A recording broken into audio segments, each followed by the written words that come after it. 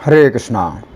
तो अभी हम भगवद गीता के 15वें अध्याय के अंतर्गत श्लोक संख्या 9 पर विचार करेंगे।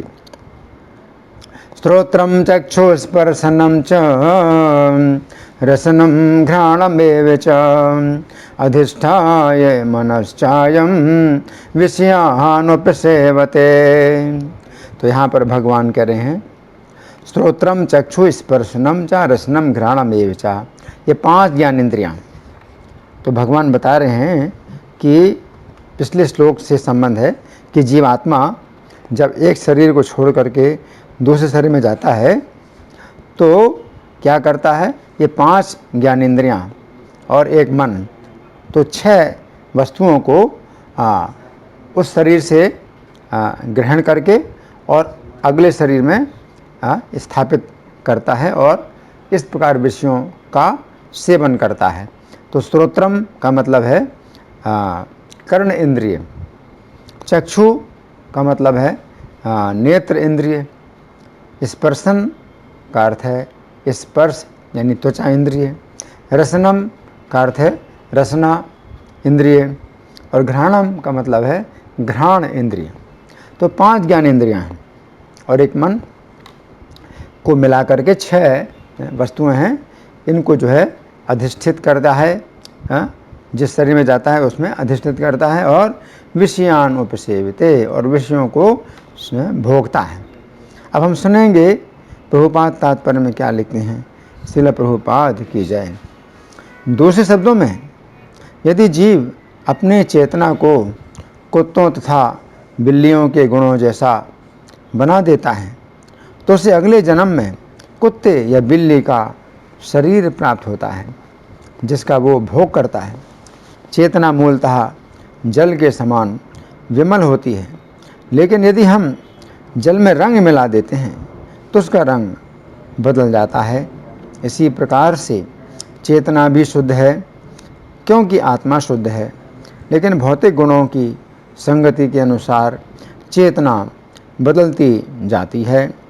वास्तविक चेतना तो कृष्ण भावनामृत है, अतः जब कोई कृष्ण भावनामृत में स्थित होता है तो वह शुद्धतर जीवन बिताता है। लेकिन यदि उसकी चेतना किसी भौतिक प्रवृत्ति से मिश्रित हो जाती है तो अगले जीवन में उसे वैसा ही शरीर मिलता है। यह आवश्यक नहीं है कि उसे पुनः मनुष्य शरीर प्राप्त हो। वह कुत्ता, बिल्ली, सूकर, देवता या 84 लाख योनियों में से कोई भी रूप प्राप्त कर सकता है।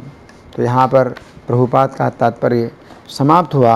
अब हम सुनेंगे श्री भगवान ने कहा में इस श्लोक की कैसी व्याख्या हुई है।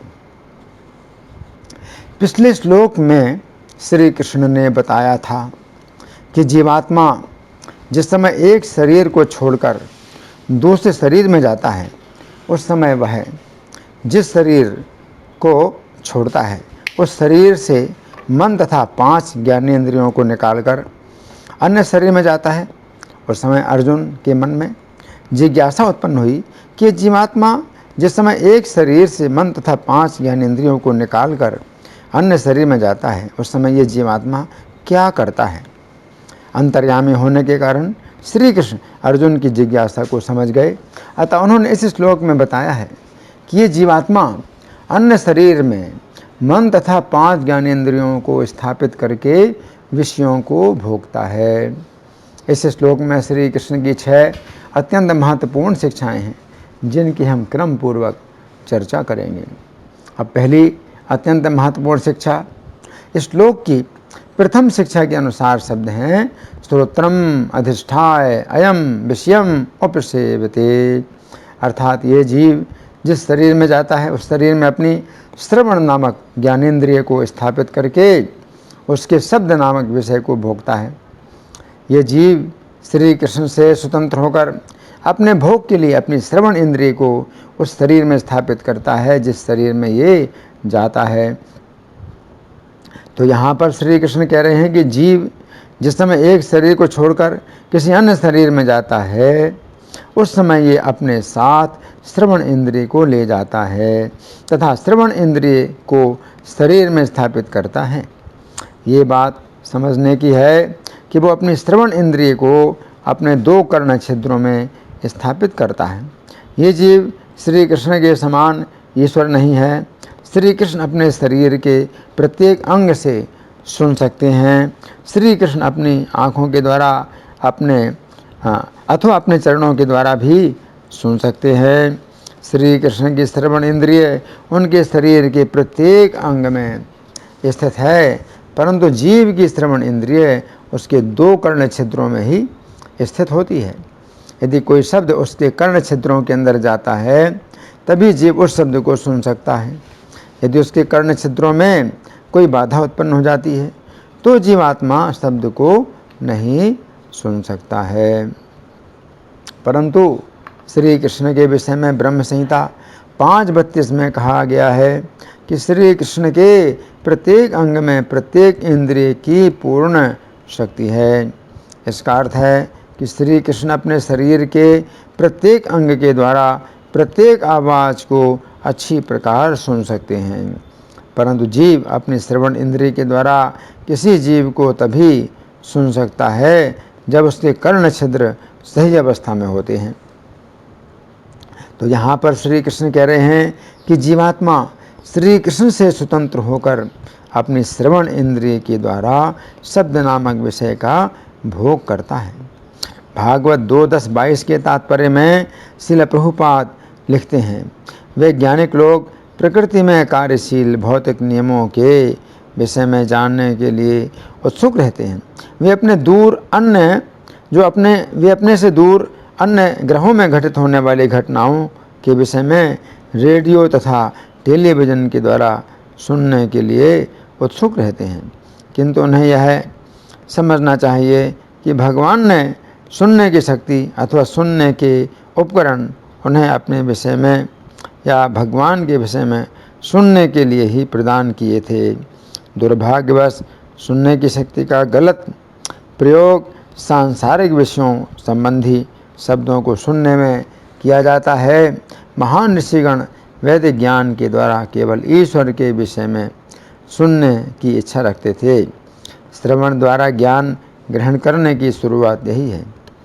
भागवत 2:30-20 में कहा गया है कि यदि हम अपने कर्ण छिद्रों के द्वारा श्री कृष्ण की कथा नहीं सुनते हैं तो हमारे कर्ण छिद्र सर्पों के बिल के समान हैं। उक्त श्लोक के तात्पर्य में श्रील प्रभुपाद लिखते हैं, जीव की विभिन्न इंद्रियां अशुद्ध अवस्था में संसारी कार्यों में लगी रहती हैं। यदि उसके कान भगवद गीता या श्रीमद् भागवत का श्रवण करते हुए भगवान की सेवा में संलग्न नहीं रहते हैं तो यह निश्चित है कि उसके कानों के छिद्र कूड़े करकट से भरे जाएंगे। अब दूसरी शिक्षा अत्यंत महत्वपूर्ण शिक्षा है। इस श्लोक की दूसरी शिक्षा के अनुसार शब्द हैं, चक्षु अधिष्ठाय अयम विषयम उपसेवते, अर्थात ये जीव जिस शरीर में जाता है उस शरीर में अपने चक्षु नामक ज्ञानेंद्रिय को स्थापित करके उसके रूप नामक विषय को भोगता है। ये जीव श्री कृष्ण से स्वतंत्र होकर अपने भोग के लिए अपने चक्षु इंद्रिय को उस शरीर में स्थापित करता है जिस शरीर में यह जाता है। तो यहाँ पर श्री कृष्ण कह रहे हैं कि जीव जिस समय एक शरीर को छोड़कर किसी अन्य शरीर में जाता है उस समय ये अपने साथ चक्षु इंद्रिय को ले जाता है तथा चक्षु इंद्रिय को शरीर में स्थापित करता है। ये बात समझने की है कि वह अपने चक्षु इंद्रिय को अपने 2 नेत्र गोलकों में स्थापित करता है। ये जीव श्री कृष्ण के समान समर्थ नहीं है। श्री कृष्ण अपने शरीर के प्रत्येक अंग से देख सकते हैं। श्री कृष्ण की चक्षु इंद्रिय उनके शरीर के प्रत्येक अंग में स्थित है, परंतु जीव की चक्षु इंद्रिय उसके 2 नेत्र गोलकों में ही स्थित होती है। यदि कोई रूप उसके नेत्र गोलकों के अंदर जाता है तभी जीव उस रूप को देख सकता है। यदि उसके नेत्र गोलकों में कोई बाधा उत्पन्न होती है तो जीवात्मा रूप को नहीं देख सकता है, परंतु श्री कृष्ण अपने शरीर के प्रत्येक अंग के द्वारा प्रत्येक वस्तु को अच्छी प्रकार देख सकते हैं, जबकि जीव अपने चक्षु इंद्रिय के द्वारा किसी वस्तु को तभी देख सकता है जब उसके नेत्र गोलक सही अवस्था में होते हैं। तो यहाँ पर श्री कृष्ण कह रहे हैं कि जीवात्मा श्री कृष्ण से स्वतंत्र होकर अपने चक्षु इंद्रिय के द्वारा रूप नामक विषय का भोग करता है। भागवत 2:3-22 में कहा गया है कि यदि हम अपने नेत्रों के द्वारा श्री कृष्ण के अर्चा विग्रहों का दर्शन नहीं करते हैं तो हमारे नेत्र मोर पंख में अंकित आँखों के समान हैं। उक्त श्लोक के तात्पर्य में श्रील प्रभुपाद लिखते हैं, भक्त के मंदिर में जाने तथा भगवान के उदार रूप से अलंकृत विग्रह का दर्शन करने से संसारी मन में आध्यात्मिक प्रेरणा उत्पन्न होगी इति। भागवत 10:21-7 में गोपियाँ कहती हैं कि नेत्रों के होने का सबसे बड़ा फल यही है कि उन श्री कृष्ण का दर्शन किया जाए जो अपने मुख में बंसी धारण किए हुए हैं। परंतु यदि हम अपने नेत्रों का प्रयोग श्री कृष्ण के रूप का दर्शन करने में नहीं करते हैं तो हमारे ये दो नेत्र मोर पंख की आँखों के समान मुख की केवल शोभा बढ़ाते हैं। जीव जिस समय श्री कृष्ण से स्वतंत्र होकर भोगने की चेष्टा करता है उस समय वो अपने नेत्रों का दुरुपयोग अश्लील फिल्मों अथवा चित्रों को देखने में करता है। इस प्रकार जीवात्मा माया के आकर्षक रूपों को देखकर उसी प्रकार कष्ट में पड़ता है जिस प्रकार पतंगा अग्नि के रूप को देखकर कष्ट प्राप्त करता है। अब तीसरी अत्यंत महत्वपूर्ण शिक्षा, स्पर्शनम अधिष्ठाय अयम विषयम उपसेविते, अर्थात ये जीव जिस शरीर में जाता है उस शरीर में अपनी स्पर्श नामक ज्ञानेंद्रिय को स्थापित करके उसके स्पर्श नामक विषय को भोगता है। ये जीव श्री कृष्ण से स्वतंत्र होकर अपने भोग के लिए अपने स्पर्श इंद्रिय को उस शरीर में स्थापित करता है जिस शरीर में यह जाता है। तो यहाँ पर श्री कृष्ण कह रहे हैं कि जीव जिस समय एक शरीर को छोड़कर किसी अन्य शरीर में जाता है उस समय यह अपने साथ स्पर्श इंद्रिय को ले जाता है तथा स्पर्श इंद्रिय को शरीर में स्थापित करता है।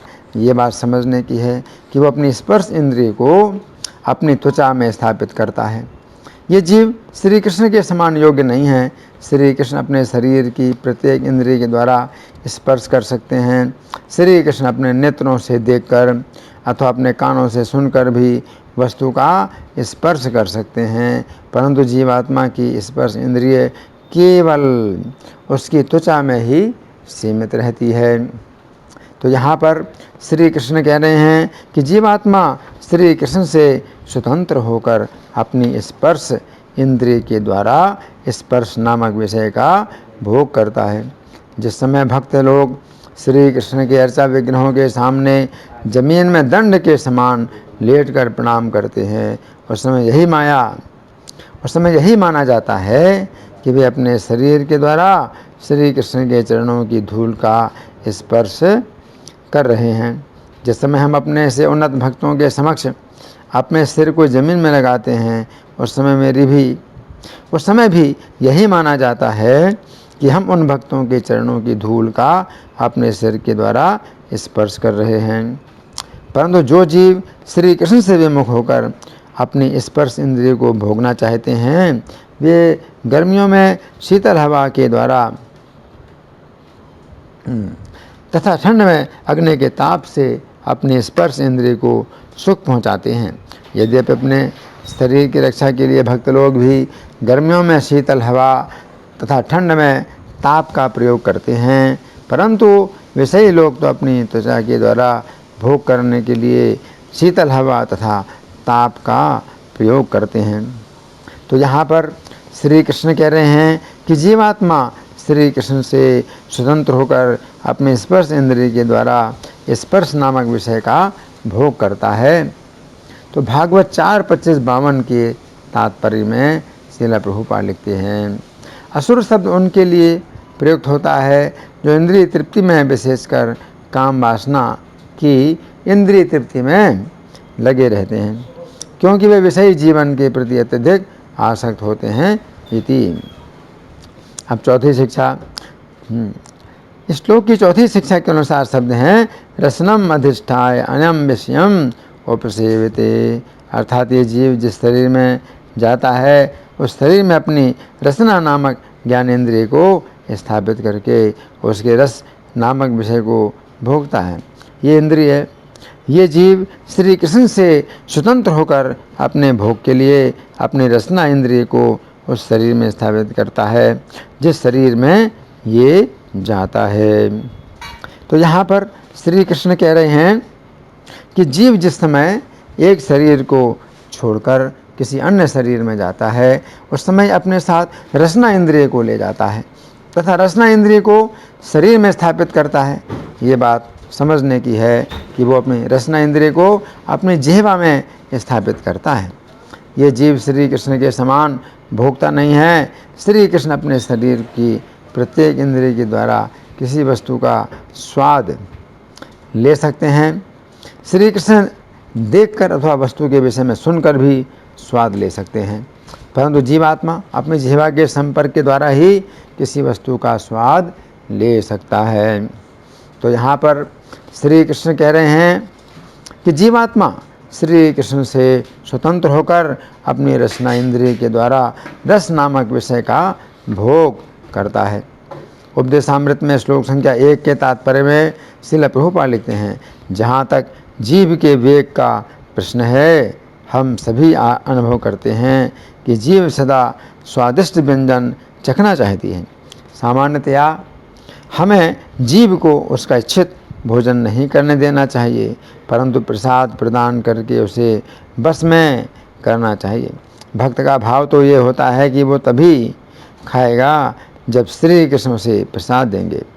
जीव के वेग को वश में करने का यही उपाय है। व्यक्ति को चाहिए कि नियत समय पर प्रसाद ग्रहण करे और होटलों या मिठाई की दुकानों में मात्र अपनी जीभ या पेट की इच्छा पूर्ति के लिए भोजन ना करे। यदि हम केवल प्रसाद ग्रहण करने के नियम पर टिके रहें तो दर्द तथा जीव के वेग हमारे बस में हो सकते हैं। यदि गीता 3:13 में श्री कृष्ण कहते हैं कि जो विषयी लोग हैं वे अपनी रसना इंद्रिय के स्वाद के लिए भोजन बनाते हैं तथा श्री कृष्ण को अर्पित किए बिना खाते हैं, इस प्रकार वे निश्चित रूप से पाप खाते हैं।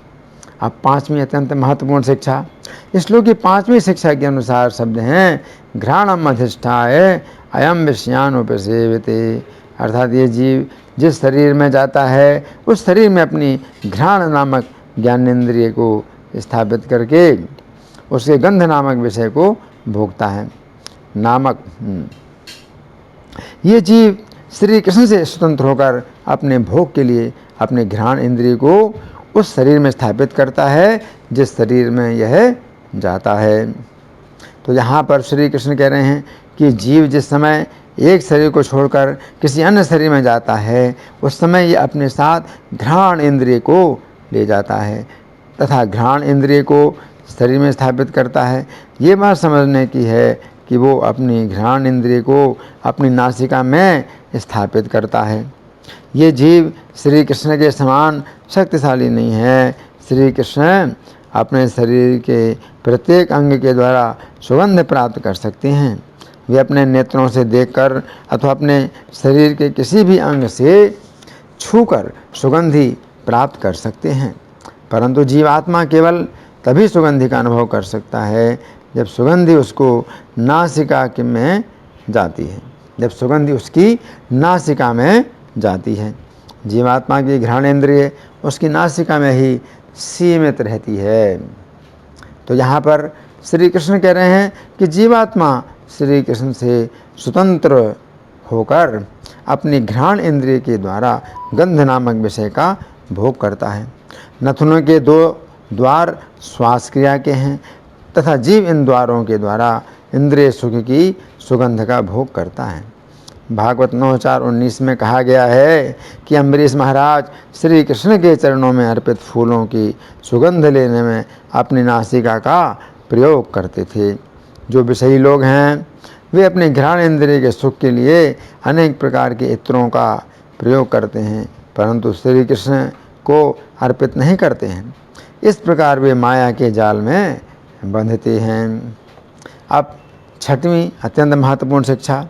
इस श्लोक की छठी शिक्षा के अनुसार शब्द हैं मन अधिष्ठाय अयम विषयम उपसेवते, अर्थात ये जीव जिस शरीर में जाता है उस समय शरीर में अपने मन को स्थापित करके अनेक प्रकार के मनोरथ करता है।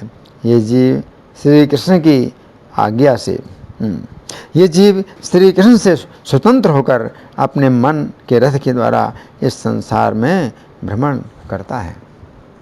तो यहाँ पर श्री कृष्ण कह रहे हैं कि जीव जिस समय एक शरीर को छोड़कर किसी अन्य शरीर में जाता है उस समय वो अपने साथ मन को ले जाता है तथा मन को शरीर में स्थापित करता है। भागवत 2:10-30 में कहा गया है कि मन का स्थान हृदय है। इसका अर्थ है कि वह अपने मन को अपने हृदय में स्थापित करता है। भागवत 9:4-18 में कहा गया है कि अम्बरीश महाराज ने अपने मन को श्री कृष्ण के चरण कमलों में लगाया। भागवत 5:18-12 में कहा गया है कि जो व्यक्ति अपने मन को श्री कृष्ण के चरण कमलों में नहीं लगाता है वो अपने मन के रथ में बैठकर बाहर के असत संसार में चक्कर लगाता रहता है। यदि मन श्री कृष्ण का स्मरण करता है तो यह मन शांत होता है, अन्यथा यह अत्यंत चंचल तथा महान शत्रु जैसा कार्य करता है।